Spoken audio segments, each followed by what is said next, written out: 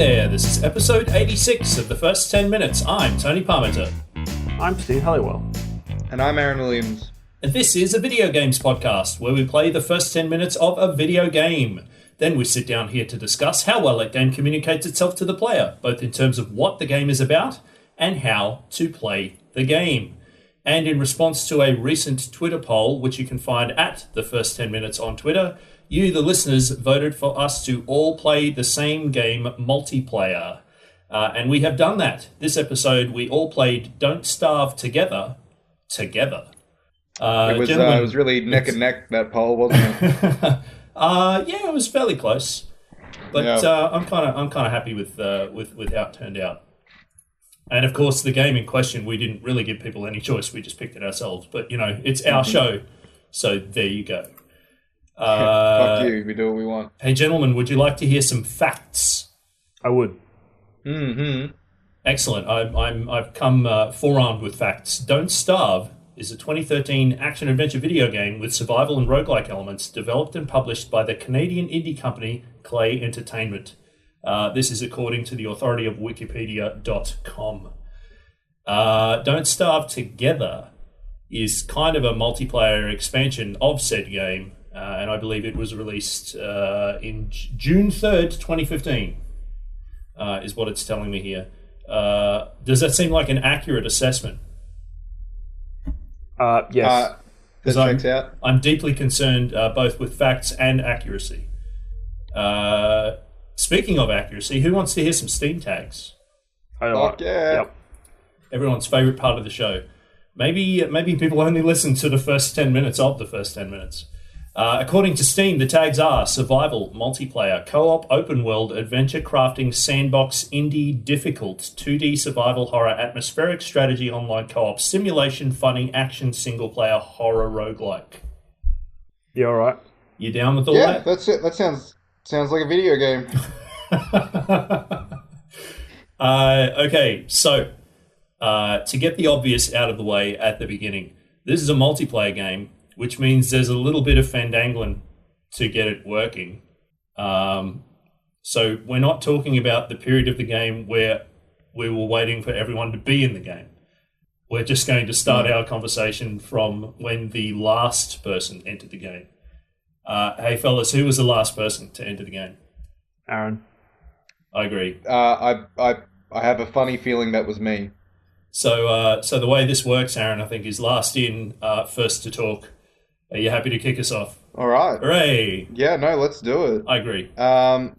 So after creating my character and sitting through a loading screen, I emerge from a postern, sort of like two columns with an archway joining between them with an eyeball pointing out from that seems to track the movement of anyone that's around it. This is probably a good point to just briefly mention the art style, so that we can direct ourselves through the rest of it. Burton-esque is probably the best way of describing this, right? Like Tim Burton, but with like a little bit more Edward Gorey cranked up. Oh, Tim Burton. I thought you were talking about Richard Burton. No, not quite. No. Do you want me to do a Richard Burton impression? Do it. No one would have believed in the last years of the 19th century that human affairs were being watched from the timeless realms of space. Tony could not continue lest there be a copyright claim. Very good. There's a little bit of Christopher Lee in there as well, I think. There was, but it's appropriate. It's difficult to tell because I have two different earphones in two different ears, so I can hear my laptop and my iPad at the same time. So that's my excuse. Anyway, Burton-esque, you said. Richard Burton. Yes, Richard Burton, Christopher Lee, it all fits with Tim Burton's oeuvre, with his visual oeuvre. I agree. So there's very, big heads, small bodies, large eyes, sharp, violent sort of imagery, but also very cute and cartoonish. So I emerge, and there's a hairy lumberjack sort of wandering around the postern as well, which after hovering over, I find out is you, Tony. Yes. So we click to move, left click to move. I think I just worked that out on my own, and I start exploring around. Now, based on what we were talking we were talking to each other over voice chat. So, and you and Tony, you'd played this before, correct? Yes, I played a moderate amount of Don't Starve on Steam and also on the iPad. Yeah, so you were sort of indicating things that we should be doing early on, resources we should be collecting in order to, forage tools so that we can, build better shit and everything. So saplings were a thing that I was like, oh, okay, I better get that sorted. But when I began, because the two of you had been spending a bit of time in this world already, a lot of the resources had already been plundered in the immediate area. Yes. What this didn't afford me was an ability to work out what visually distinguished a used resource from an unused resource. Yes. And it also it doesn't tell you in the tooltip text that floats up either. No. It doesn't say exhausted sapling, it just says sapling. Yes, it says examine sapling, which I later find out if there's something that I can interact with, it'll be like use sapling or pick berry bush or whatever. I wasn't able to do that, so instead I just clicked on the sapling like 5-10 times and just to get some flavor text of like maybe next time sapling or something like that. I then examined a tree, to which my character says nature is so boring. I don't actually remember the name of my character. She's kind of Alice from Alice in Wonderland-y. Right. I can't remember the names of any of the characters because I didn't really pay attention to them, but perhaps give a visual description of your character, Aaron. Yeah, so blonde hair, pigtails, long hair with sort of like a red bow in it, cold, dead eyes, and nice clothes. Groovy. Yeah. Plus, the other thing too about character names is that it displays our gamer tag. Yes. After that, so it's like to I me the think lumberjack band is. Yeah, I think the only times that you see character names in the game is if you're trading with somebody and it opens a character window, or if you're examining another character. Yes. Yeah. Yes, which I think we do find out in our 10 minutes, but not from me. Right. So I examined some grass once again that I can't do anything with. I'm really sort of confused at this point as to what it is that I'm supposed to do. I'm watching Steve and Tony, both of you, run around with axes, chopping shit down, and I'm wondering, when's it going to be my time, Lord? When's it going to be my time? But at this point, it's probably a good opportunity to pass over to you, Steve, because my section of footage just ended. Sure. Can I just jump in before we roll on? I just want to make a point about how effective and how unusual the character speech in this game is, and I use speech in air quotes. Because when you click on things and the character sort of turns to camera and does a little bit of a speaky animation, the audio effects are quite literally instrumentation. Yeah. So like a clarinet or an oboe or what have you playing not necessarily an unmelodic, but certainly not very tuneful set of sounds. But they're sort of discordant if it's a bad result. Yes. And I would describe it sounds like someone dropped a MIDI flute on the floor. It's something that I very much admire in a game. I mean, Simlish is a thing, but it is actual human faces making mouth sounds. To express things like words non-verbally. Yeah. But this makes verbal styles of expression by using actual instruments, and as I recall, pretty much entirely woodwind. That sounds right. Yeah, I can't remember if there's any brass in there. I have a feeling that it's heavily woodwind based. So yeah, probably. I mean, it fits with the overall aesthetic, right? Yes. Anyway, I just wanted to interject with that because it is quite distinctive. Yeah. As Aaron mentioned, I'd been running around clicking on everything that it would let me click on. I had played Don't Starve a short amount a very long time ago, so I'd forgotten everything other than you click on things. Yep. But yeah, I was just hoovering up everything that I could. Thanks, man. Yeah, no, I mean, get resources. That's true. I had harvested many saplings and many grasses, and I would go on to harvest many more saplings and many more grasses in the rest of this 10 minutes. So there's a UI panel on the side of the screen that at some point I decided I should hover over, and that sort of gives you more fold outs Yep. So it's So odd. categorized fold-outs. Yeah, it looks like they're categories, but there's gaps in them that confuse me at first. So I think that's why I wasn't drawn to them as fold-outs. Especially because they're uneven gaps, right? Yeah, so it looks like it's... Yeah, at first glance, I thought that was just the items that are the action bar or something. Yeah. I don't know. But hovering over them revealed recipes, for lack of a better word. I think this game even calls them recipes, doesn't it? I don't know off the top of my head. Yeah. I think the science machine, I believe its text is to unlock more recipes. Okay. But yeah, so that had resources on it that I don't recall if I had enough at the time or not. Right. But then I went about making sure that I had enough, and I built things that I could. I remember trying to click on all of the things that had text hovering on them. Most of that was unsuccessful. Right. So my Can I character ask would... Steve- Sorry, go on. My character routinely happily bounds towards a butterfly or a bird, Yeah. and it just flies away. Which is disappointing because it says attack bird, but then it just walks up to it and nothing happens. Yeah. So I'm curious, while you were playing this, were you paying attention to the tooltip text? Because I recall when I was playing this that I was more or less just tuning out the text and just concentrating on the objects themselves and just trying to click on every now and then I could. I had certainly glanced at them, but I think I tuned them out quickly because they say blank grass. Right. Or it says blank tree. Yep. And that was essentially an active verb or look at. Right. Like nothing gave me a pop out of like, okay, you've clicked on a tree. Which do you want to push, pick, pull, place, dodge, eat, speak, or look? Like it's either active verb or this is not a thing you can use right now, so I'll give you some dialogue. Yeah. So I think I stopped paying attention to what it was going to do to it. Yeah. Because it was either going to have my character say something glib or I was going to run at it and hit it. Right. Can I also ask, Steve, the rollout panels for crafting recipes are over on the left. Yep. There's also a UI bar across the bottom, and then there's clusters of UI in the corners on the right-hand side.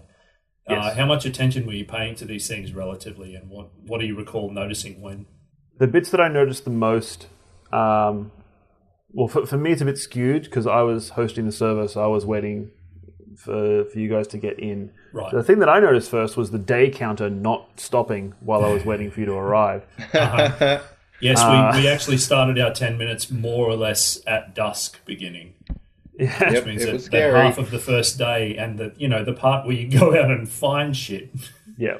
Yeah. So that's the bit I noticed first because it was moving when I wasn't moving.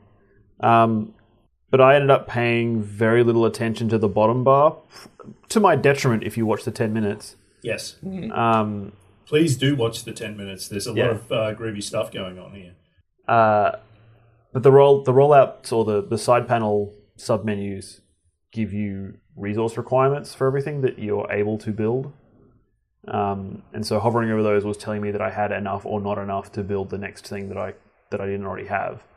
So I was referring back to those. This is maybe a question that's challenging for you to recall, but do you know if your attention was drawn to the left-hand panel? Like, did you naturally go to it first and mouse over it, or did you try the bottom bar first? The reason I'm asking this is the game doesn't give you any instruction. Yes. Yeah. So I'm fairly sure I was drawn to the sidebar first because the bottom bar would have been almost entirely empty. Yeah. Yeah. Because all I would have had at that point was some icons that would have had twigs and grass in them. Yeah. Which were clearly resource counts. Mm-hmm. Whereas the sidebar has axes and fire and a noose and a spiderweb / like an atom or whatever, yeah. An atomy spiderweb. And so on. And a top hat. A top hat, which is most interesting. So those were more action-y looking things. Yeah. I don't remember if a character said this before I'd already realised that I needed tools. I mean, I remember that we needed tools from playing this Don't Starve earlier. Yeah. But one of our characters at some point, I remember in reviewing the footage, indicates that you needed a pickaxe to use the boulders. Right. It's like one of the throwaway lines wasn't just flavor. It was the character doing a Monkey Island thing, going, I can't use that without a chicken. Yeah. But yeah, so I was able to build an axe and chop down trees, which is then that happened to be all the resources that were around us where we spawned. Yeah. There's saplings, trees, and flint. grass. I think you need to build an axe as well. There may have been stones or flint. And so then there was nothing around us that I couldn't destroy, so I did that. And again, maybe a little bit of a leading question earlier than we usually discuss it, but did you have a plan in mind at this stage, Steve? Only to the point that I remembered that the night is bad and that you need a fire. But I hadn't gotten to the point of figuring out how to do that other than there's a fire icon on the side of the screen, so probably that's a good starting point. Right. Well, you did build a fire not long after we were all in the game. Yes, which confused me because I happened to have enough resources to build that and a torch. Right. So I just did that. Yep. And then didn't realize what the icon in my UI bar was telling me. What was it? I recall when the sun went down, but you guys yelling over chat of like, we need a fire. I'm like, I built one. It says it's 100%. What do you mean? Yeah, not quite. It's back here near where we started. But no, that was because I'd built a torch and a fire. Yeah. And that icon, I didn't pay close enough attention. It looked to me like it was just fire with 100% on it. So like, oh, that's cool. Our fire's fine. So you have some sort of like a remote detection monitoring system for the fire that you built elsewhere. It's very advanced. Yeah, Nice. it was a confusing moment. It was one of those I don't know what to tell you, man moments. Yep. Just like because we're standing around a dead fire here, and darkness is getting closer. Absolutely. Are you right for me to just chat a little bit about how I started the game? So my experience of playing a moderate amount of Don't Starve not long after launch, like I played it quite intensively for a few days, and then it kind of dwindled off a little bit. It wasn't something that I intended to stop playing. It's just, how you get distracted by other things, not necessarily other games, but just other things. But my recollections of it were that the early game has the potential to sink you very quickly if you do the wrong thing. So I recalled that sense of urgency and importance to not get off to a really bad start. But that was the extent of my recollection. Yeah, nice. Was like, that it's I know important, we're boned, but I don't it's know why. important to not fuck up. Like, I know it's really important that we don't die. Yeah. So I spent the very early stages of this running around going, I must click everything, but I can't remember what I need to click over other things or why. Yeah. And then You're like the Dougie Jones of video games. Pretty much the only thing I remembered clearly was saplings are important early. So I was kind of prioritizing them at the very beginning as I was running around. So something that I didn't actively notice while we were playing, but that I noticed after when I was reviewing the footage, is that my character has a different axe from you two. Yeah, And I totally didn't notice this while we were playing. The reason for this is because my character's axe, and I'm sorry, I still don't know my character's name, but my character's axe is a special axe that chops wood faster, and I believe the axe has a name, and if I recall correctly, the axe's name is Lucy, and this recollection is based on tooltips that popped up while I was playing the game. Mm-hmm. So I paid zero attention to what the abilities of my character were when I selected them. I essentially just kept scrolling through them until I found one with a cool beard and went, yep. So in reviewing the footage, I'm pretty sure that I'm chopping trees down a lot quicker than anyone else. But while that's my, I think that's true. Yeah, I had no recognition of that fact. So essentially, I think the two of you were collecting resources reasonably close to where we spawned in, and I think I started pushing off to the north a little bit more extensively than you did.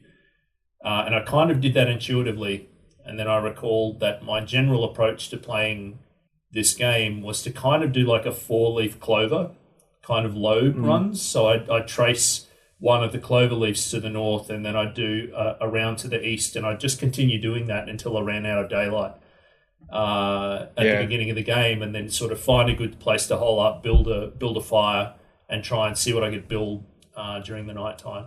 And because we jumped into the game and all of the daylight had kind of expired, I didn't get to do as much scouting around as usual. So there was a point where I realized, oh crap, I'm a fair way away from where I assume our camp is, so I better just run all the way back. And I think that's an interesting topic that we can bring up there, is because I remember at one point while we were playing through, we were all kind of a little bit lost in terms of regrouping, and it was around then that we realized that the map that we're filling out as we explore, that we can visualize and get a sense of what's where, isn't being shared between us. Yeah. We all have our individual maps, which meant there was a point where, I think this may not actually be contained within our 10 minutes, but there was a point where we were all looking for a singular object that I had found, and I then needed to try and direct the two of you there based on my knowledge of where we started, not based on like, well, just look on the map and go to where I am. Yeah. As I understand it, we couldn't see each other on the map. No. But it does give you kind of UI indicators of nearby characters who are off the screen. Yeah, if you're within a certain distance though, right? Yeah. Like at a certain point, you're just off the grid. Yeah. Steve, do you want to talk us through the next section? Which bit do you want me to talk through? The oh god, it's dark. So I mean, you kind of went wandering off. As I recall, some grassland down to the south, and there's a particular part here where you I can see from the footage here that you clicked on a boulder and got a little bit of instruction or a little bit of flavor text about how you weren't capable of fitting it in your pocket. Yes. Did that form of response tell you anything about how to solve that problem, or was it just a "this is not for you right now" moment? Yeah. So that wasn't one that gave me a hint that I needed a pickaxe or whatever. That was either someone else's or later on. I don't recall. But no, that simply sounded to me like later on you might have a forklift, or like I don't know how technologically advanced this game gets. Yeah. So that right now you cannot interact with this and go away. So I did. I went back to chasing bunnies and cardinals. Birds. Yeah. Yeah. And Aaron, you'd spent a fair amount of time walking around picking up and harvesting all the things you could sans axe. Picking up what little I could based on what was left by you two jerks. And did you have "I must build an axe" in mind that whole time, or did you reach a certain point where you went, "This is ridiculous, I need to axe"? No. So I'd had axe in the back of my head the entire time, but I was getting a feel for the UI and the general mechanics of the game as I was just doubting about clicking on things. So earlier we were talking about the different sections of the UI and our attention paid to them. I didn't end up noticing my bottom row at all until my hunger was at a critical point, and I realized I needed something to eat, and I knew that I'd picked up some seeds before, at which point I was like, well, there's nothing on the left helping me, and the top right is telling me that I'm hungry, so I looked down. But eventually I worked out that over on the left is where I craft things, and it also indicates to me what I need in order to make that thing. And would you care to share with the listeners what the first thing you did after you built an axe was? I would love to. I went straight over to a cardinal and tried to kill it. I'm curious, Aaron. Yeah. Was that a target of opportunity, or was that your primary reason for wanting an axe, was to try and slaughter creatures in the world? Not at all. I had no interest whatsoever in harming any of whatever deity holds dominion over these creatures. It was merely out of curiosity because I'd been hearing over the microphone Steve talking quite a bit about his fruitless endeavors to murder nature, and I thought I'd see if I was any faster, Right. if abilities played into this game at all. But it turns out that at the very least, my character is not quick enough. Right. I was able to pick up some seeds that the bird left behind, though. The seeds didn't quite outrun you. No, they didn't. And it provided me with a sense of nourishment. Right. So I just wanted to further emphasize something that you just said there, Aaron, about your kind of hunger level, because this was also something that I didn't pay very much conscious attention to while I was playing at all until there was a drastic problem, which is weird because we're playing a game called Don't Starve, and the part of the UI that shows you if you're literally about to do that is not something that calls an awful lot of attention to itself, either in terms of scale or in terms of noisiness when there's something very wrong. I mean it's the same size as your heart, which represents your health, and a brain, which I assume represents your mental stability or whatever. And I had an extra one over in that area, which was a log. Oh, that might come up later. Log meter, yeah. A log. Oh, perfect. Yeah. The log kept saying but to I mean, me, like, something is wrong. Yeah, something is missing. It has to do with the Heritage Building Society. Very good, very good. I was trying to think of a reference that wouldn't be culturally insensitive, and you nailed it. Steve, thoughts on the UI-ness of not starving? I mean, I didn't find that I needed it to be any larger. The points where my character was starving, it had, as I recall, the character calls it out. Like your character says just says, "Don't starve." I mean, I don't think I imagined this. I'm pretty sure at some point during our 10 minutes, what I was starving, and the character just says, "I'm hungry," right, or something to that effect. Like it just, without you having to respond to anything, it's saying, "Yo, there's a meter draining." Well, there's a bit of a difference between a game called Don't Get Hungry and Don't Starve. Well, I mean, I chased a bunny rabbit for quite a while. I don't know if it's in the footage, but it is. It was. I chased a bunny rabbit for a very long time, unsuccessfully. Yes. With the impetus being don't starve. That was a terrible idea. Right. Because the bunny ran due south, further away from camp. It sure did. Which meant that I was then even further away from the fire that I thought was still alight when it became dark, and I sprinted back towards it because I forgot that I had a torch because I didn't know what torches did. And Aaron, one other question for you, because it's something that I noticed while I was cutting together the video that's going to be up on YouTube. Yep. Did you know that you have a magic section of your sidebar? No. Okay. Yeah, you have an extra icon on your sidebar to us. Yes. Do I? Uh-huh. Is it a skull? Yeah.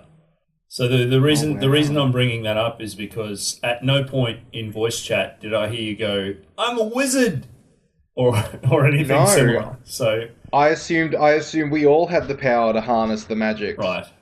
Well, I don't know. Oh shit! I don't know. Maybe we do. I fucked this up. I don't have a magic button. No.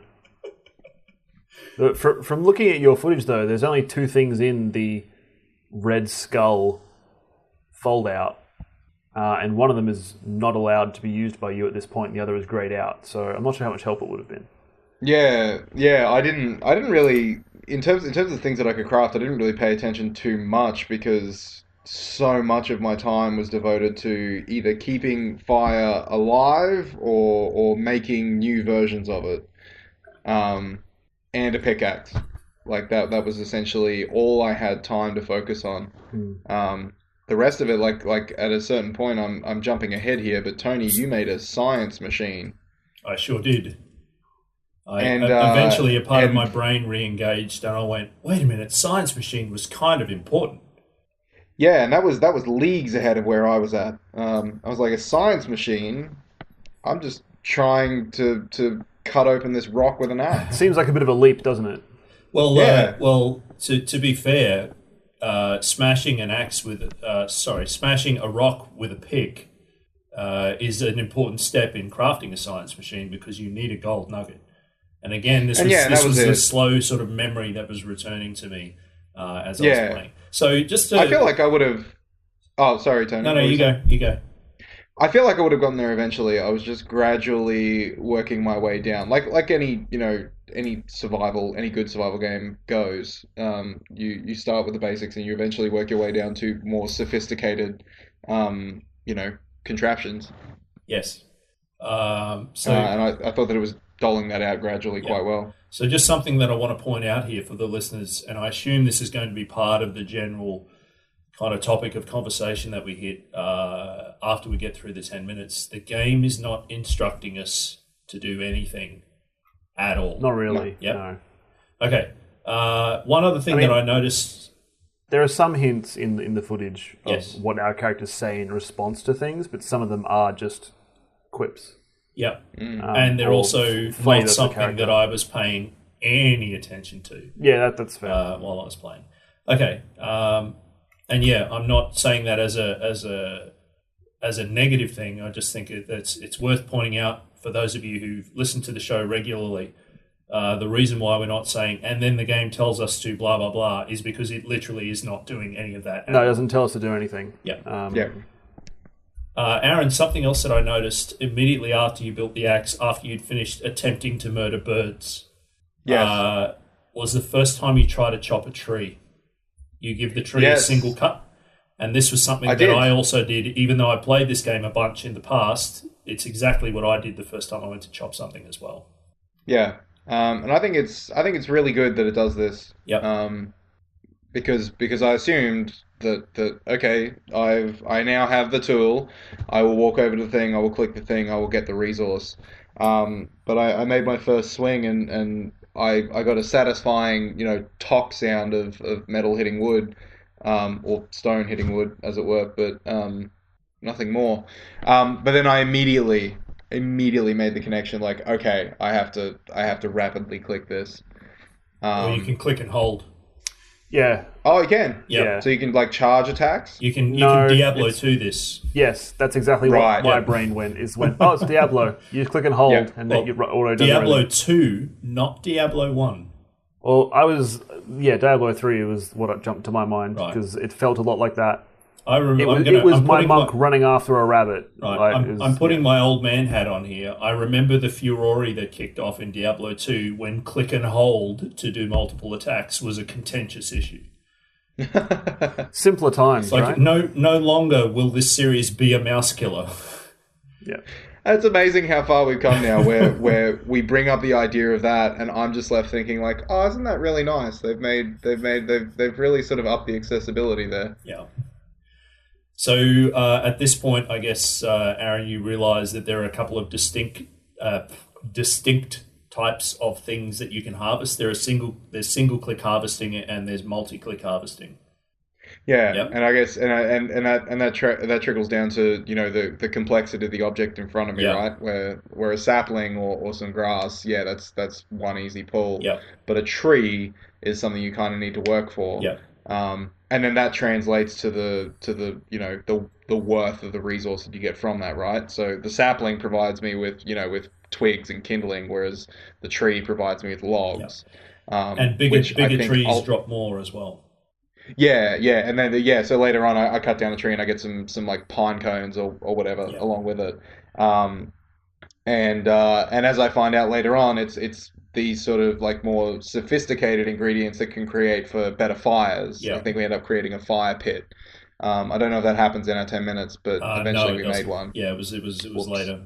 A question for you as well, Aaron, because I can't recall if I saw footage of you hitting stone, but when you attempted to hit stone, did you automatically just multi-click? Yeah. Right. So after doing this tree for the first time, I was multi-clicking for everything else because I think even though I didn't immediately make the Diablo connection myself, um, that's the type of game that immediately flashed into my head. Right. And in Diablo, click and hold has never been my style because I've liked frantically clicking. Right. I've liked the way that it sort of translates to a degree to sort of like the narrative design of what I'm doing in that moment.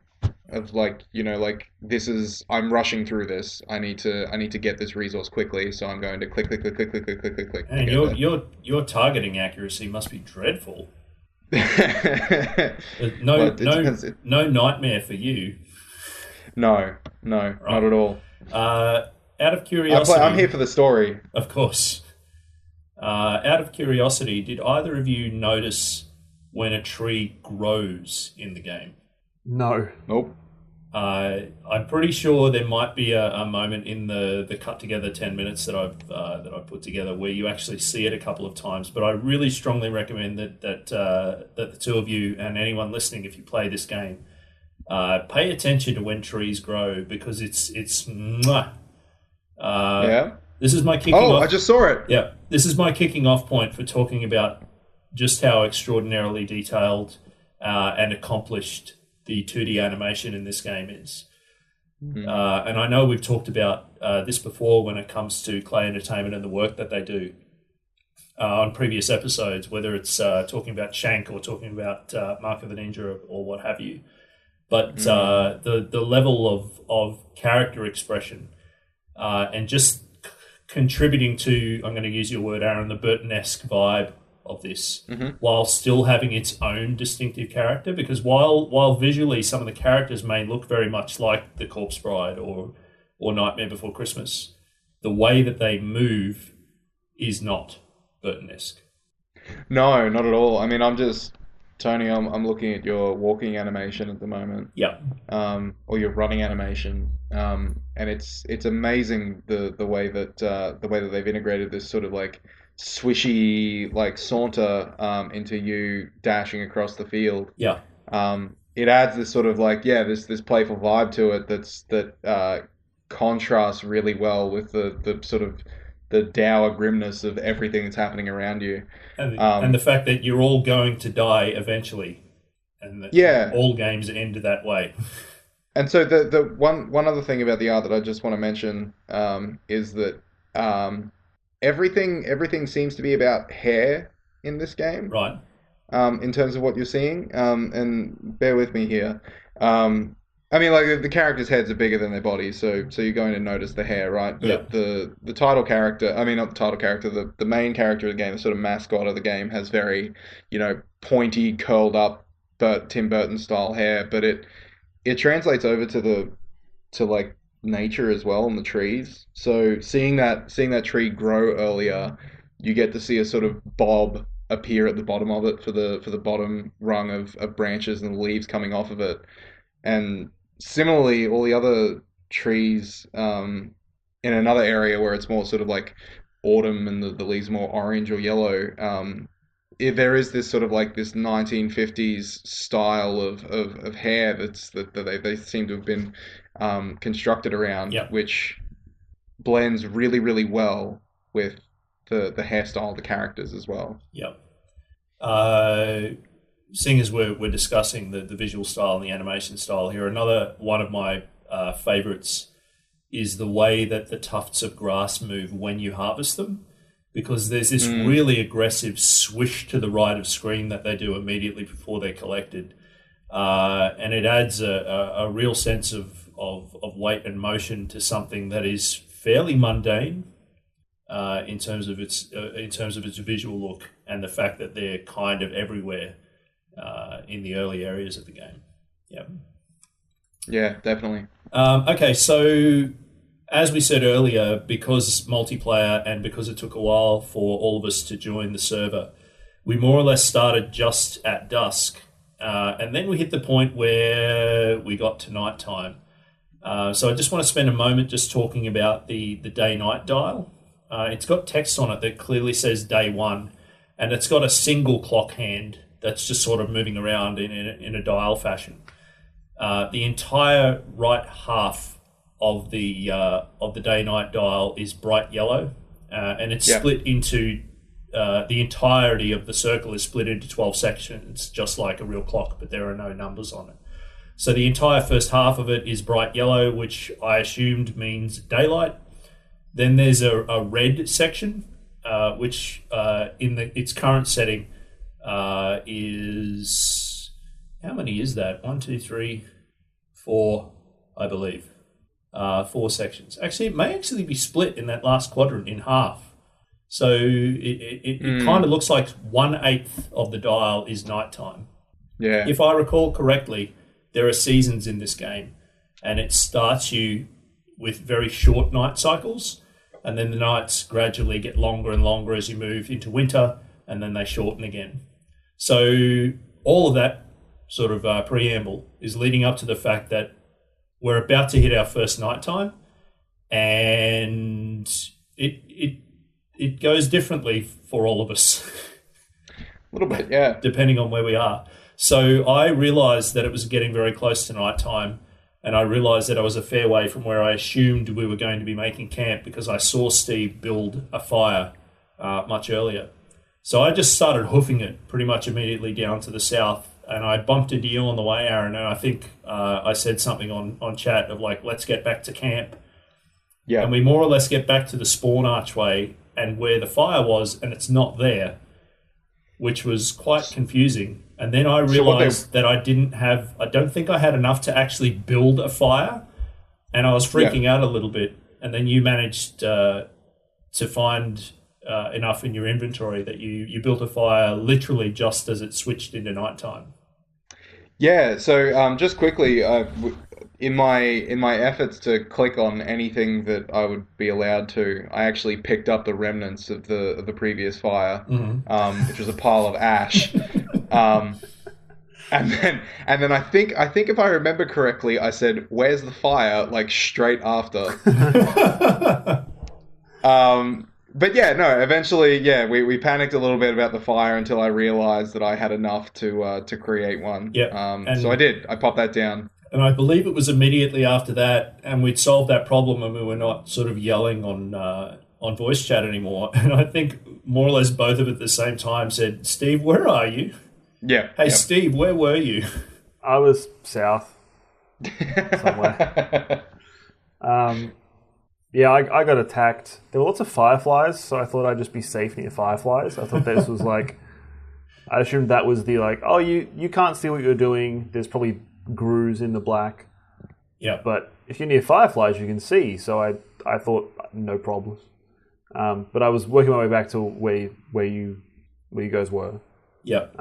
But I got hit, so the screen flashes red, a very small circle in the middle that's still clear. And my character says, "Something bit me." And it's probably worth noting that you were completely submerged in darkness. Yeah, I can't see anything. The screen is basically pitch black, other than these little firefly pockets. But even those, you can't really tell what's happening. Like it's desaturated underneath them, and they're very small areas.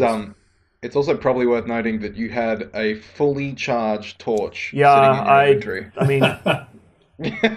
And you realised that immediately when you got back to the campfire. Yeah, when I go back to the campfire, and I was like, this doesn't make any sense. It still says our campfire was 100%. I don't understand why you had to build a new one. And I clicked it, and my character was like, equip torch? I'm like, oh, well, I guess I can go back out into the darkness now. It was great, yeah, because that's the thing. Like, if there's one thing we can say about you, Tony, Steve, it's that you are courageous. Sure. Yeah. Damn, it's a shame you corrected yourself about who you were referring to there. Yeah, no, you're a wimp, Tony. Oh man. You stuck around the fire with me. I was deep into UI at this point. We didn't make I wasn't paying any attention to anything other than it's nighttime and we must build.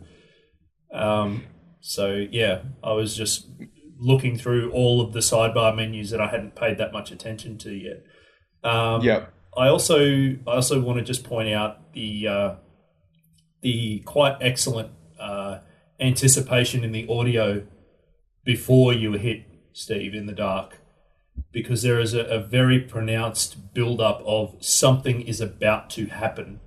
Yeah. And then the impact sound of you getting hit is almost like somebody dropping a bagpipe is the actual impact sound. But then that's immediately followed by a very long, very sonorous tiger rumble, like a tiger sort of or a lion growling. It's a very nice combination of audio, both to let you know that like you're in pitch darkness and this does not sound like a good thing is about to happen.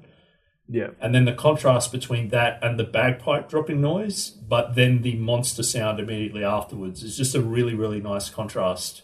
And it's telling an awful lot about the weird line that this game is walking tonally between the whimsy and the grim. Yeah. Yeah. Yeah, definitely. Yep. But eventually day came. It did. In a very short amount of time because we're at the start of the game and we're in Easy Town. Yeah, and then Steve went ahead and made something that he maybe didn't need to make. Well, I was finding out what I could do because I felt like I had collected a lot of things. Yeah. And couldn't do much. So I found something I could do, and it was a bad idea. I could build a straw hat in one of my menus. Yay! So I built a pretty cool straw hat. It's pretty cool.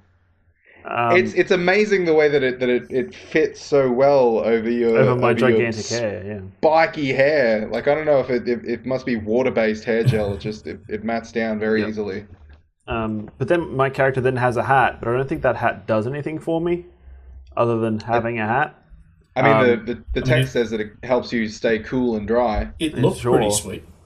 Yep. As I recall, almost immediately after constructing that hat, I went to build something else that we needed and found that I didn't have enough straw left. And that we had all harvested most of the straw that was in the vicinity. Yes. Had to have that hat. Yeah. So during that nighttime period where I was just standing completely stationary and looking like I wasn't doing an awful lot, as I said, I was scanning through UI trying to figure out what was going on, and I built a pickaxe because I knew that mining rock, I just recalled mining rock is the next logical step and is important. What do I need to do that? Right. Yeah. Yeah, for me, it was just cycling aimlessly through and seeing if there was anything highlighted that I could build as opposed to looking at what I could build in the future and what I would need in order to collect that. Right. And then daytime came and I was like, well, I better just get out and start collecting resources anyway. Yeah. And eventually I found a bee. You did. I remember hearing about you fighting the bee. You found 2 bees. I found 2 bees, and luckily Tony was around during this because, as it turns out, my rapid clicking to attack things doesn't work so well when the thing you're trying to click on is kind of hovering around you. Yeah, like Diablo. Yeah, pretty much. Which explains why Diablo isn't in my my oeuvre of most amount of game played. It also explains why I managed to solve your problem of 2 bees pretty quickly. You did. I liked my character crying out, "Death will find you," which was good because that was how my character was feeling. Whereas me, I was more to the tune of, I'm out of my depth here, right. and I ran away. Okay. But luckily, you came to save me, you great lumberjack, you. Woo! Oh, hey, something I meant to ask and then I forgot because I'm a pro. I wanted to ask you, what did you feel when daybreak came? Relief and excitement. What about you, Steve? Because I don't know what I'm doing. Yeah.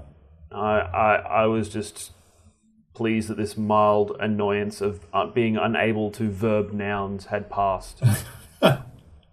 So I viewed the night as it preventing me from playing the clicker that I was playing. Right.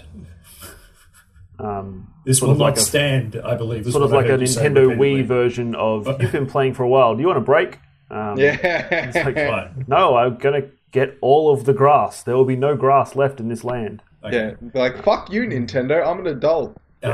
Because it's worth pointing out that there's like a good third of the day-night cycle is dusk, and it's going to be nighttime soon. But then when it's daybreak, it happens like immediately.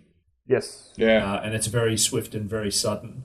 And I find that really interesting from kind of a game loop perspective, because I assume that as this game continues to progress and gets more difficult and the nights get longer, that hanging out for daybreak becomes a key component of, can we make it long enough? Are we going to get till dawn?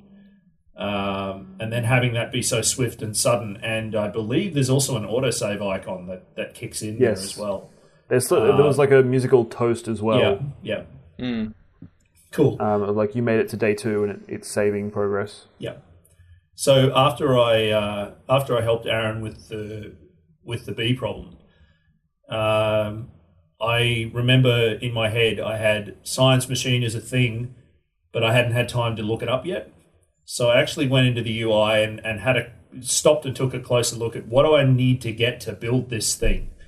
Mm-hmm. And the 3 things that I need were a gold nugget, a bunch of wood, which I had more than enough of, and some stone.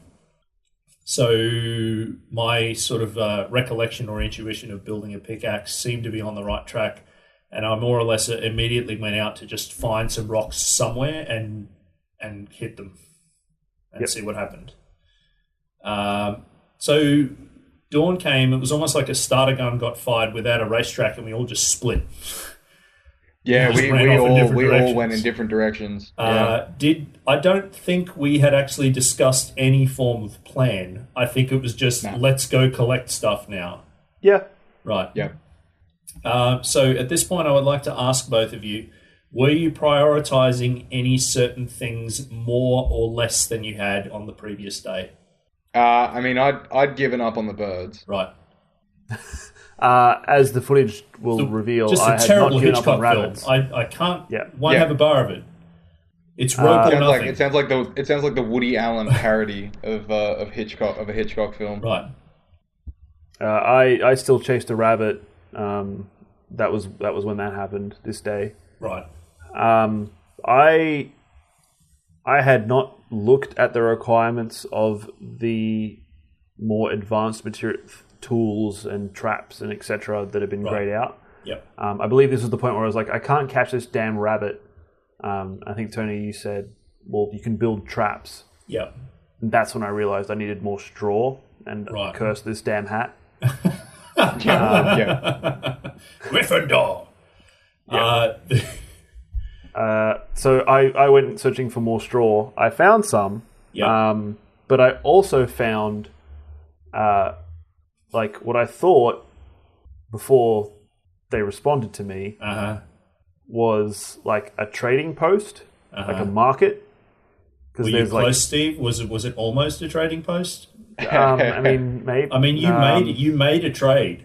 I traded some stuff because there's like a carpet laid out, and there's what looks like piles of things on like surrounding this carpet, and there's like a statue in the center of the marketplace. I was like, sweet. Yeah, except that it's not like that statue. So that statue has arms open, but they're not arms open as a form of like, welcome, observe my wares. It's more of like the clawed hands pointed upwards. The clawed hands were a little bit ominous, but that could just be the art style. Let me eat your soul. Yeah, that could just be the art style. That could be what that's true. Celebration looks like in Burton Gory Land. That's true. So let me give you a welcome hug that involves me here. Carving your face Transylvania. Open. Yeah, it's like the thing. It's like the thing in the box. I just want to say that Burton Gory would be an amazing surname. I like to think that it's something that started out hyphenated, but at some point somebody went, you know what? I'm just going to lose this hyphen. But it's missing. It's missing one key component, right? Because it needs to be Burton Gory Price. Nice. Like now, you tack that on the end, it's perfect. And now it's a creepy law firm. Yeah. Yeah. Yes. Tell us more. Ironically, about the bazaar. Their headquarters are in Burpengary. Oh, jeez. Get the fuck out of here. Anyway, So while you were about to make this quite stellar trade, Steve. I thought that finally I would trade the endless amount, what I assumed was just endless resources that I've been collecting for the last 2 days with these peddlers.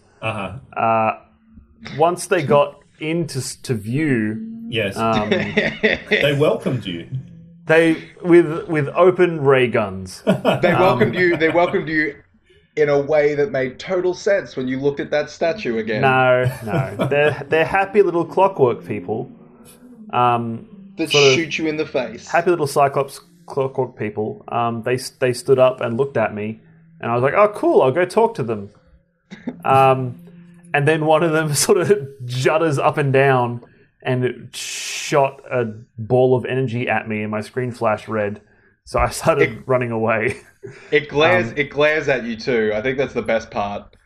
Is that one single eyeball on its face. So it sort of hops after me, and I can see that it's like clockwork on the back of it. It's got a winding tool. Yeah. And so I tried to run around it, assuming that I could, it would shoot it where I was, not where I am, and I could just outrun these projectiles. Nope.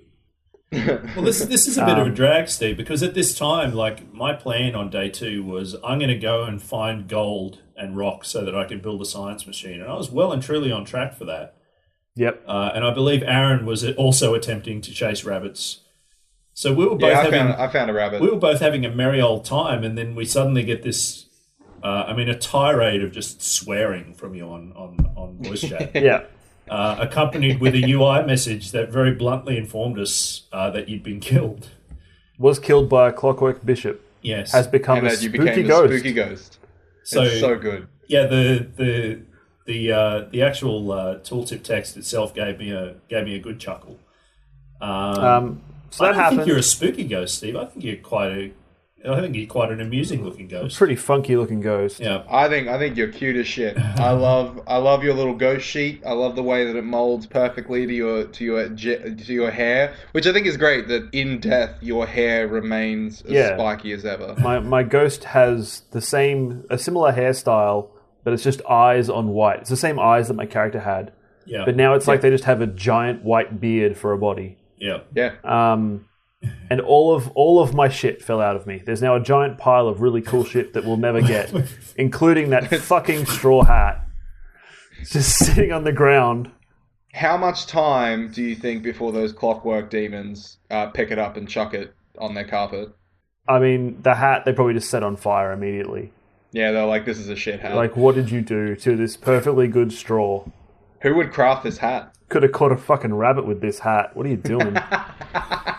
I'm sorry, I'm still chuckling at your phrase, all my shit fell out of me. Yes. And all of my items. Yep. I lost my shit and I lost my shit. I mean, I don't want to get too... I don't want to get too morbid here. I don't want to get too morbid here, but immediately before death, quite a number of things have all their shit fall out of them. Yeah. All right. Poo jokes are hilarious. So I, as soon as I saw your death notice, Steve, I immediately went, I need to go find Aaron, and just start... He's in trouble. I mean, if you watch the video, you'll see I just fucking go, my plan is done with, I'm running back to camp, and I assume that Aaron is near there somewhere. No, I just kept going with my day. So, yeah, I figured this is a return to base moment. I didn't really have any plan other than try and find the other alive person. So this is a point where I think we need to talk about what death is in this game, because it's a game called Don't Starve. And I mean, you didn't starve, you got killed. But death isn't the end here, Steve. In a single-player version of Don't Starve, like, you die and you're done. Yeah. So I had no idea what I was doing now, because I can't interact with anything now. My screen is sepia now. I don't have color. And most of my UI a lot of audio as well. All the sound gets quite quiet for you. Yeah, and most of my UI is gone. I have the day dial, but nothing else really. And you're limited to one verb at this point now too. I think it says haunt, which just Yeah. makes you sort of like disappear into the ground and pop up again. Yeah. Or into the object that you click on. Yeah, I didn't think I found something that possessing did anything with. No. So I'm pretty sure for the rest of the 10 minutes is me clicking around having no goddamn idea why I'm still here. Well, you were the server, Steve, so... Yeah, well that... You couldn't maybe disconnect. that's my punishment. It's like, the server needs to get good. I think there's a really beautiful moment, Steve, where you just wander out to the shore and just look out at the ocean for a bit. Yeah, I mean, I was wondering if I could walk in the water now, because I couldn't when I was alive, and the answer to that is no. Right. Even in death, you may not know water's sweet lapping at your heels. Well, there was a DLC for the original game. You can't stare pensively. There's a DLC called Shipwrecked for the original game, which allows you to build boats and hoof around between islands. And still never know what is in the water. Yeah. Yeah. Didn't Cappy work on that one as well? I don't know off the top of my head. Yep. I think they did. So I clicked around. I tried to find out what I could do now, which in the end I think was nothing. Outside of our 10 minutes, we figured out that you can come back to life. Yep. Yes. But I didn't know Which was the aforementioned directing you to where I was on the map. Yeah. It doesn't tell me that at all in game.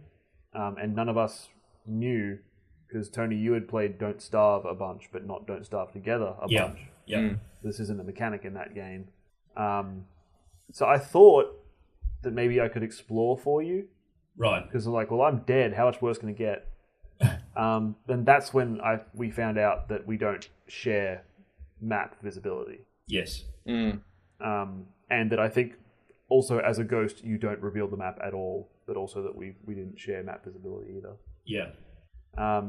So I clicked around and I followed you. I spooky ghosted it up, and that's kind of what I did for the rest of my 10 minutes. Right. What did you guys get up to? Well, just as dusk was setting in on day 2, I think I did my first active thing of trying to not starve by eating a carrot. So, nice. Did either of you actually eat anything at any point during our play? Nope. Not during my 10 minutes, no. Right. Okay. Afterwards, yes. Right. I think it's interesting. It's actually interesting to note that once Steve died, A little bit of life just sort of sucked out of the game. Yeah, I mean, like it know just what didn't to do. feel. It didn't feel good. It didn't feel right. But on top of that, I think I may have a reason for that. Is because Steve's awesome. Yes. And we rely on him to do all of the work for us. 3 reasons. Okay. So on Tony, on yours and my UI, after Steve died, our brain icon suddenly got a downwards arrow appearing on it. Yeah. With the With visage of a ghost. Yeah. In the bottom left, which I think is great. Which is the idea of like we really want to keep Steve around, but then he's also slowly driving us mad. Uh-huh. Yeah, I did not know that was happening because my UI doesn't tell me anything about that. Yeah, and I got to imagine that it was like it must go down faster when you're actually with us, which is how we finish off our 10 minutes. I mean, you were literally running rings around us because you didn't have any other verbs to verb. So Yeah. And my character, because I'm clicking on everything, my character is just popping in and out of the ground and going ooh, Yeah. ooh. Yes. So I think So the only other thing in my mode that I can see that you guys couldn't is I believe I can see monsters even during the daytime. So I can see where they will be when it becomes night. Yes. Yes, the same thing happened to me later on after our 10 minutes when I died too. And I have a suspicion that your mouse cursor moving over them was dispelling them, Steve. Yeah, I'm not sure about that, but yeah it might have been. Sorry, you go or I go? I was probably about to lead into what you were about to say. Yeah, go for it. Let's see if that's correct.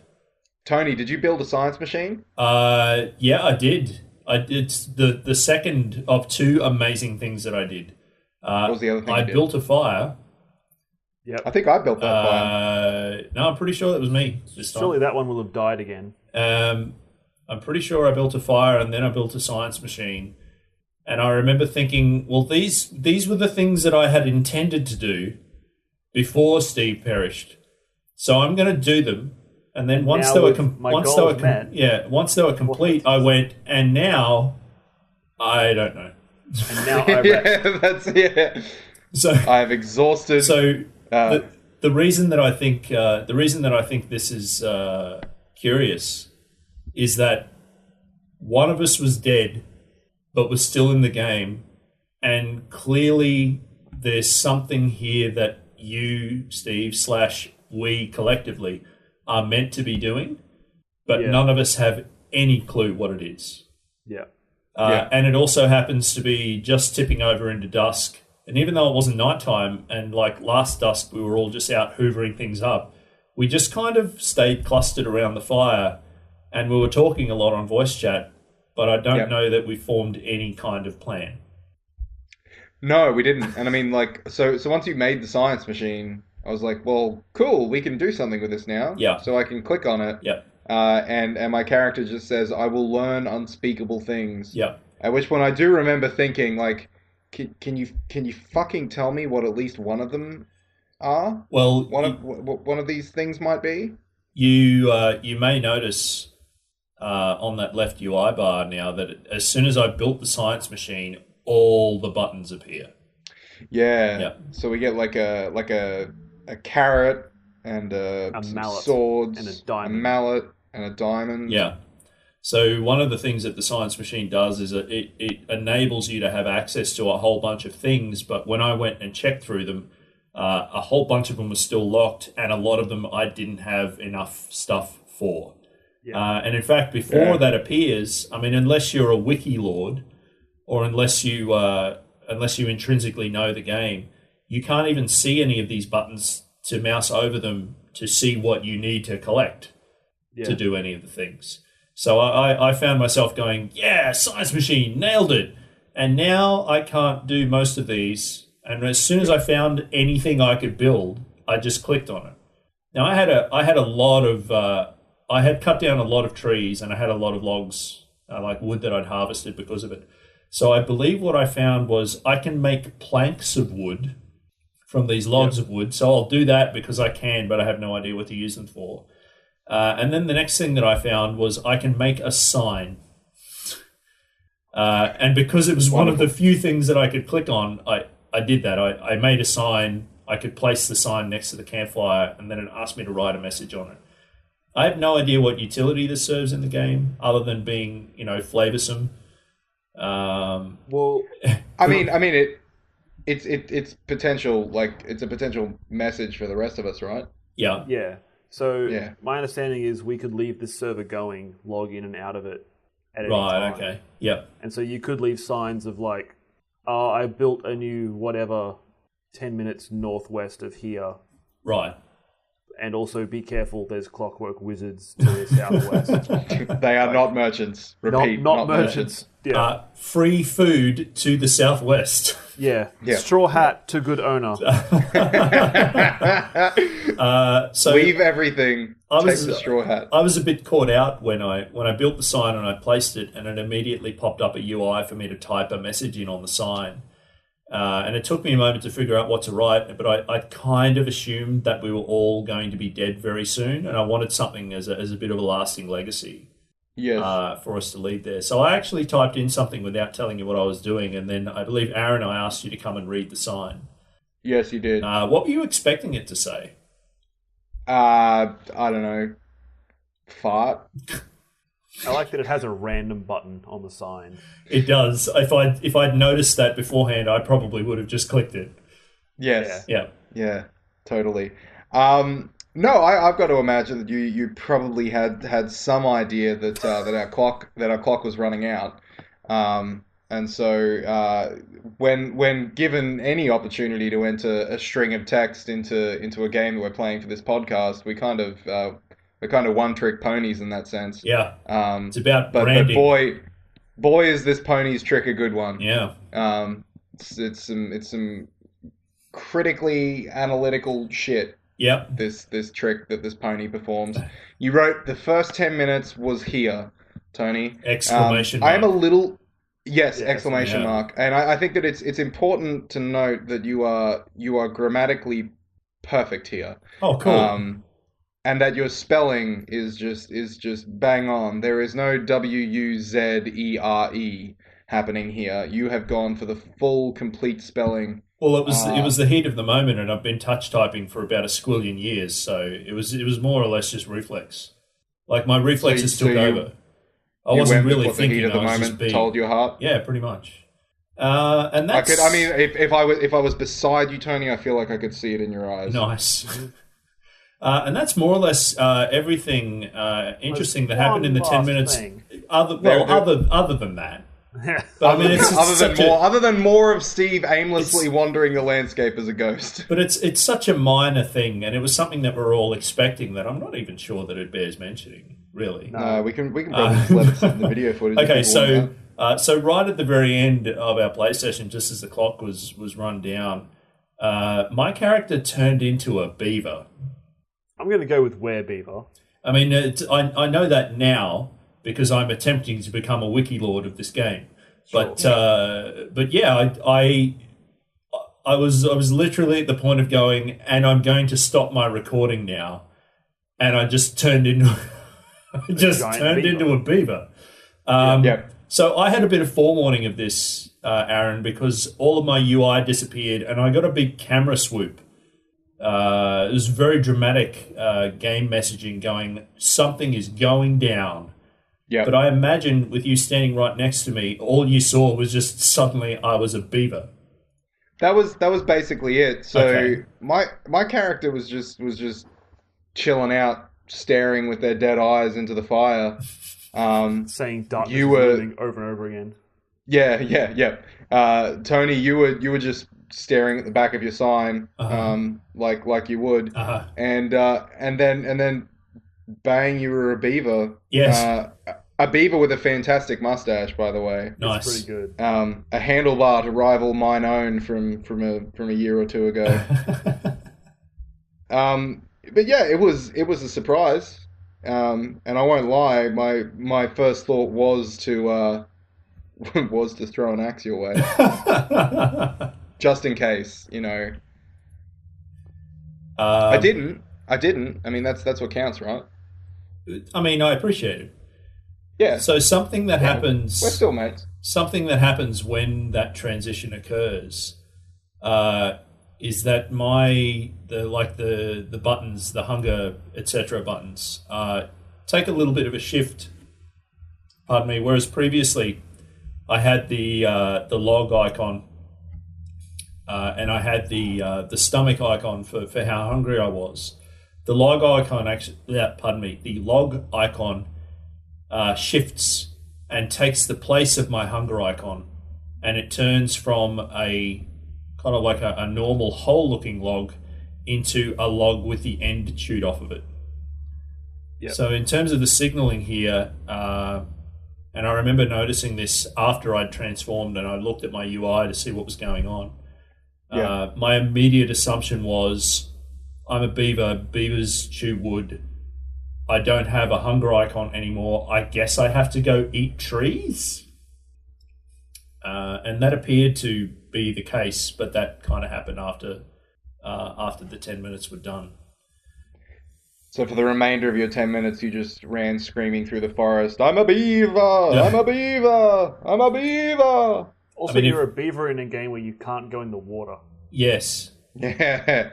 Yes, it is quite curious. Tortured existence. That's the most tortured existence of any of our characters.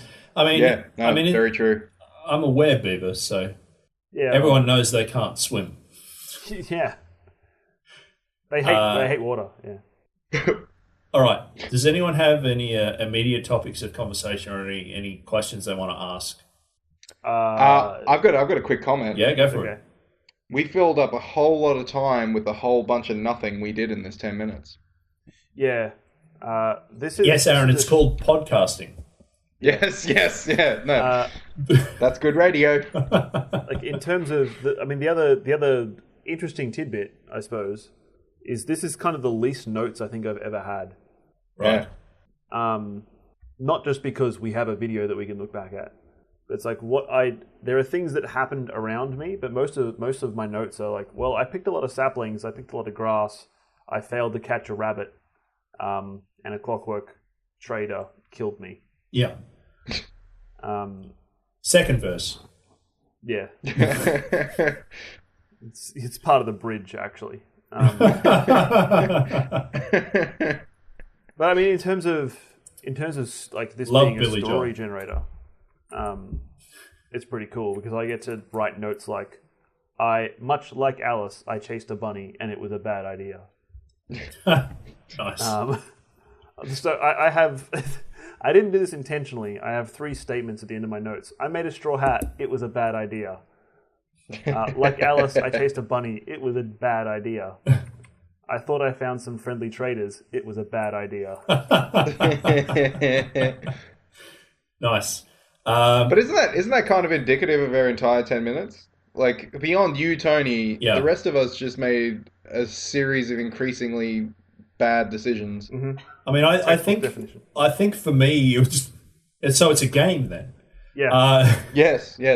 I think for Interesting me, bad decision. I kind of had a bit of a run of the mill game. Like it was just the facts, man, just the facts. I was just doing things that I knew I needed to do, make resources, try and build things. Don't be too adventurous because I recalled again, in a general sense, if you go wandering off too far, too fast, and you go, ooh, that looks interesting. I wonder what that, and then you're dead. It was a bad idea. Yeah. Yep. But I do want to ask you, and this is not a trick question. Hey, what's this game called? What's this game Don't called? Starve Together. We starved alone. Did you at any point feel that you were imminently going to starve? I believe my character warned me in the 10 minutes that it was hungry. Yeah. But I had failed to catch a rabbit. So I'd given up on food. Right. I'm off food. I'm not doing it anymore. Yeah, these rabbits, they got me licked. It's their world now. Yeah. So, You're the man now, Rabbit. it's like the Lynch film. Yeah. So this game is an attrition over time. Mm-hmm.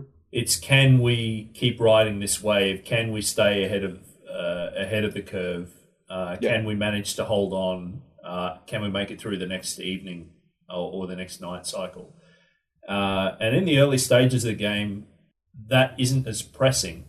But I imagine that if you get off to a bad start, or if you don't have a lot of inertia, this thing is going to catch up with you and stomp you pretty quickly. Yeah, and so I think that's probably where I can pop in and give my answer to the were you ever afraid of starving? Yeah. Because the answer is no. Yeah. But I did become aware of the fact that starvation would eventually become a problem. Right.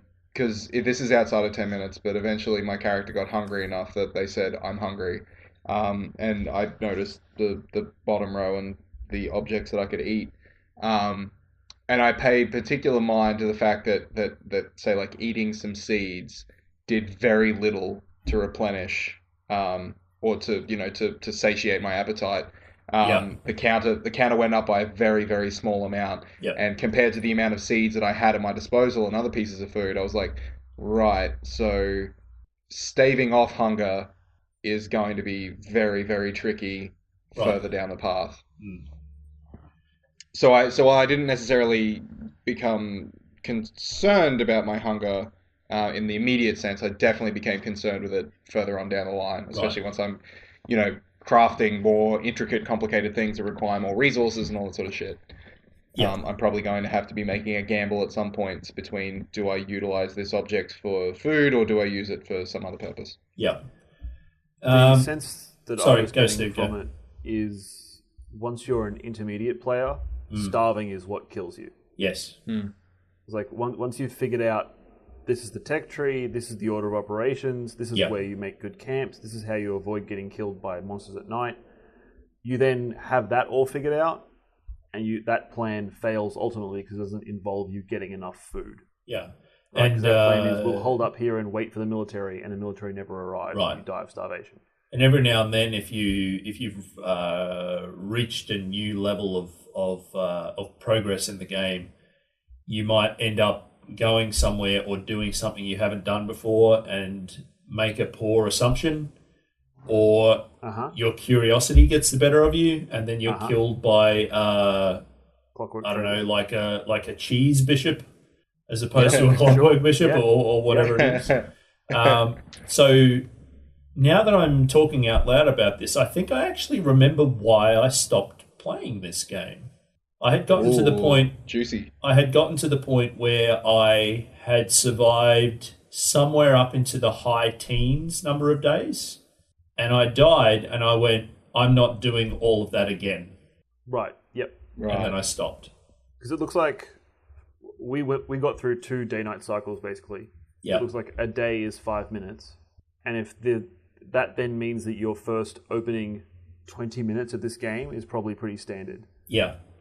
Of get all these things, build all these items in this order, and Right. now you need to worry about food, is what I'm guessing. I don't know, I haven't played this game nearly enough to know that for sure. So I think But I can see where that comes from. Yeah, part of that may be alleviated in this multiplayer setting because it's a bit more ongoing and there is a capacity to go, well, I'm dead, but somebody else is still here. So no harm, no foul. I'll res myself and try again, or we'll try and keep going. Yeah, and I mean, it's like it's as you said, and as Nick Cave also said, death is not the end, right? Yeah. In Don't Starve Together, and I think that the game was actually over once we were all dead, right? Yes. Yes, outside about 10 minutes, if every player in the server is dead, it's game over. Yeah. Yeah. Okay, so the point that I wanted to come back around to, if there's nothing else immediately that you want to talk about. Actually, can we continue just very, very quickly, Tony? You mentioned you ejected out of Don't Starve after like you're in the teens for your amount of days. Yeah. And you said, I'm not doing that again. Yeah. Did you feel like that was a bad thing, or did you feel like that was you having gotten everything that you needed from Don't Starve? Just let me think for a moment. Recently dredging up long-term memories. Yeah. Apologies No, for that. it's all good.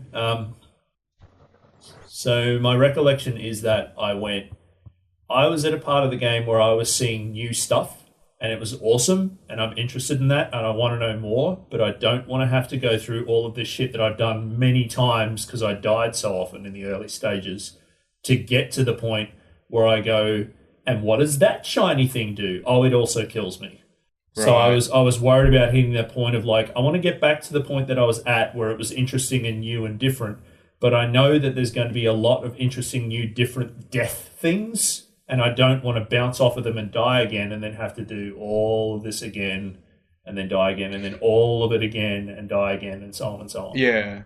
Especially with the day cycle being 5 minutes, you don't have to go through all that shit again just to then find, okay, so this other thing will also kill me. And I have a feeling that this is an issue of nouns rather than an issue of verbs.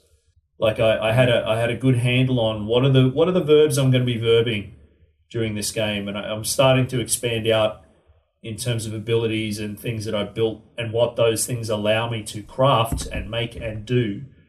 But then if I'm going out and exploring more and I see a noun I haven't seen before, I mean, I should probably know better and know that it's going to kill me. But I don't know, do I want to engage it? Do I want to try and kill it? Does it drop gear that I need? And without, going to the menu and alt-tabbing and reading a wiki for 20 minutes, I don't know how I'm going to learn that other than dying again and then having to play another hour again to get back to the point where I can try something different. Yeah, that's a shame. And it's so like a roguelike to compare it to, very, very different in terms of gameplay. Yeah. But Binding of Isaac sort of alleviates this by having it all hinge on the item that you get per floor. Yeah. So in every chunk of game there is a new thing that could fundamentally shift the experience that you're going to have. So within the first 2-3 minutes of the game, you can set yourself up for an entirely different experience. Right. And it seems like Don't Starve is maybe not offering that functionality. Well, I mean, perhaps not, but I think what I'm getting from having played this with the two of you is that the multiplayer factor may contribute that to this game. Yeah, no, totally. Yeah.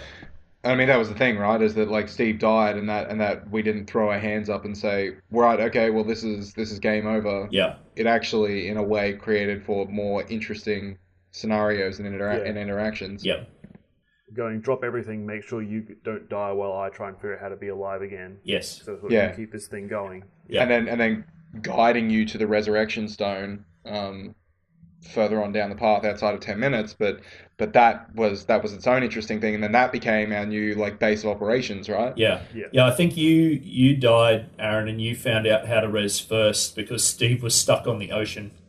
Yeah, that's out of 10 Yes. minutes. But yeah, so, Aaron died, and we were ghosting around each other, and somehow you pushed me into the ocean, and then I couldn't get back on land. Yeah, I pushed you into the ocean, then I fucked off. Yeah, And you had to use server mode no clip to move yourself back. I Yeah. had to alt tab and find that. All right. Okay, so the point I wanted to get back around to, if there's nothing else you want to talk about, and I guess this can kind of be our concluding conversation before we do the 10-minute check. As we said earlier, this game doesn't give us any form of instruction. It didn't give us a standard run-of-the-mill sort of tutorial. There weren't text boxes popping up everywhere. It wasn't doing any hand-holding. For me, having played a bunch of this game before, I don't think I have as much perhaps to offer on this topic as, say, somebody like you, Aaron, coming to this pretty much entirely clean.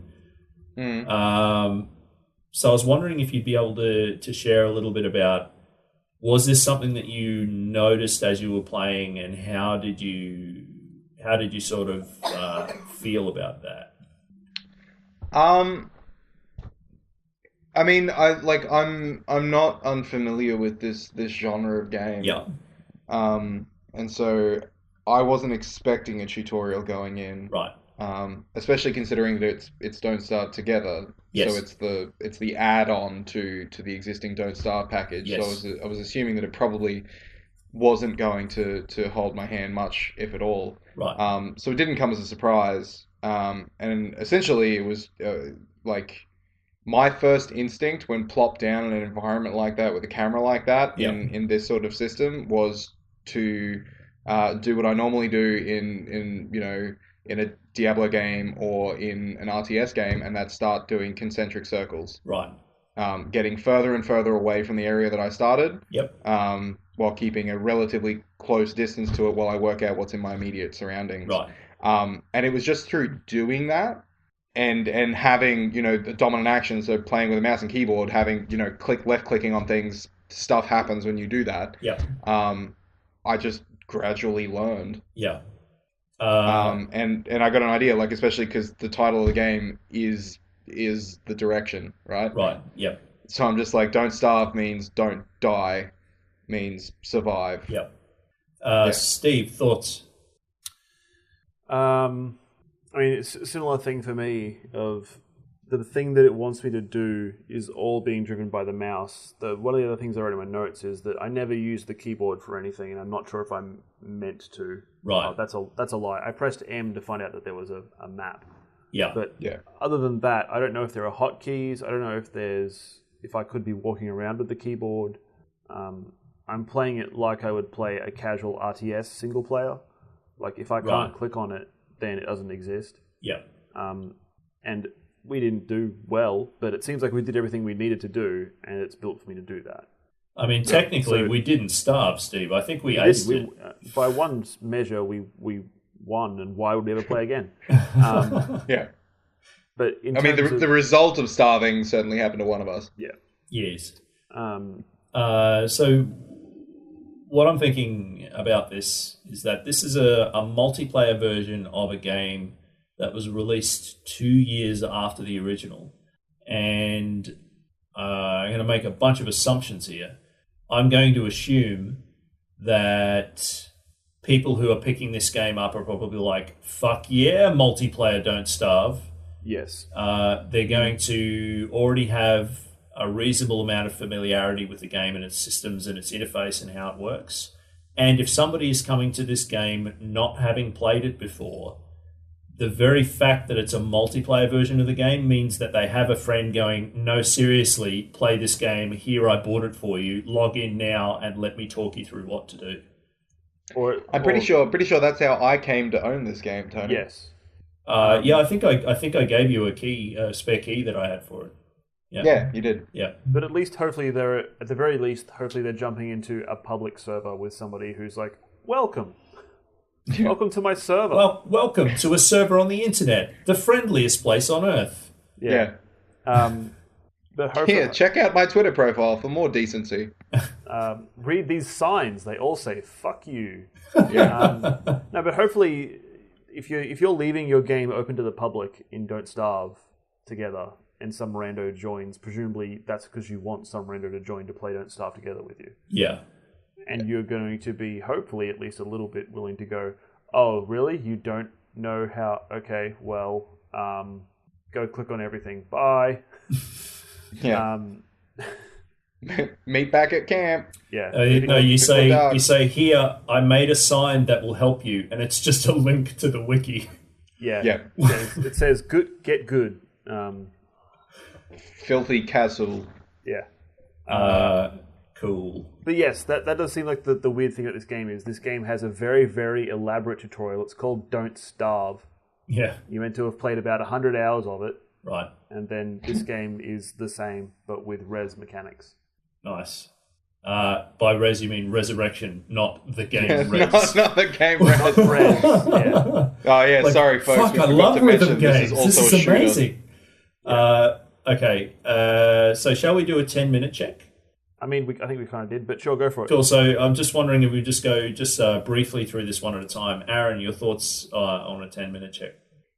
Does this game tell me what it is? Yes.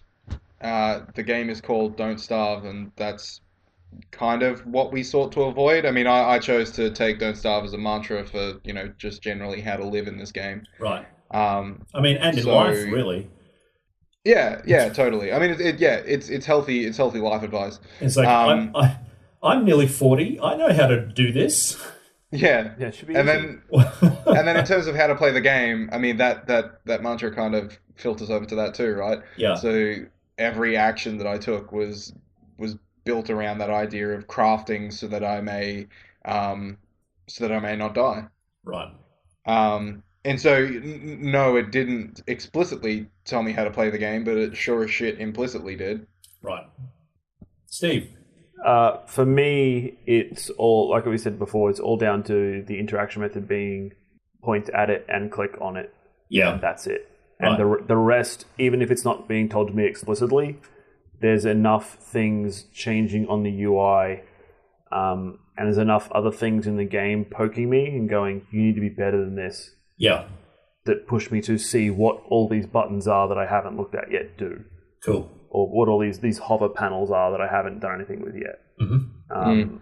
So I think that is enough there of driving the, like, how do you play is, well, I'm not going to tell you all the things you need to do because that's what this game is. Yeah. It's you figuring out what is the best balance that I can make right now to be not starving Right. for Yep. presumably the longest number of days, although a quick search for speedruns of Don't Starve revealed that there's a 38-second speedrun, and also a 33-minute speedrun for different win conditions. I was trying to find out if you're like, I got into the high teens of days, was like, but you're meant to get to day 700. Right. It seems like no, you're meant to get to day 5 and find the exit and leave. Huh? Yeah. Wow. There's an end. Wow, there's an end game. I mean, I guess it depends on why you're playing. Yeah. Yeah. But yeah, my goal is unclear other than continue being alive and Right. hovering over things and left clicking them is your goal, is how you do that. Right, okay. So for me, rather than reiterating the excellent points that you both already made, I just want to point out that even though the game wasn't giving me any direct tutorializing, this was a very quick 10 minutes. Yep. And I know we brought this up before.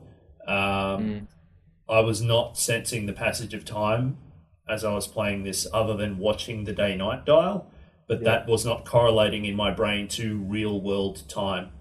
There was always something to do. There was always something new to click on. There was always the next other thing that I think I might want to try soon.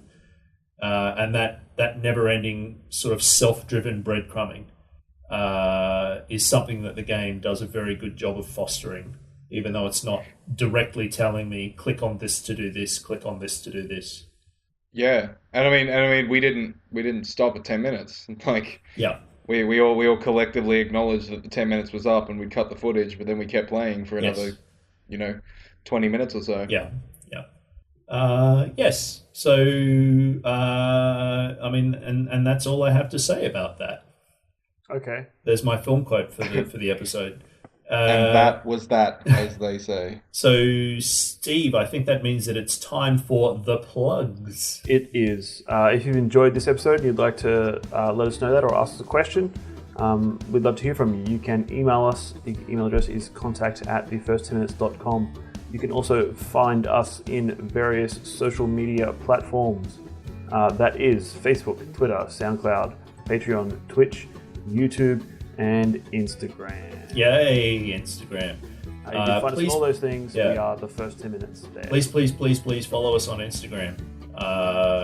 We post one image most weeks. Yes, it's one image per episode, and it's good fun curating those. I also really strongly encourage you to go and have a look at the gameplay footage of this on YouTube.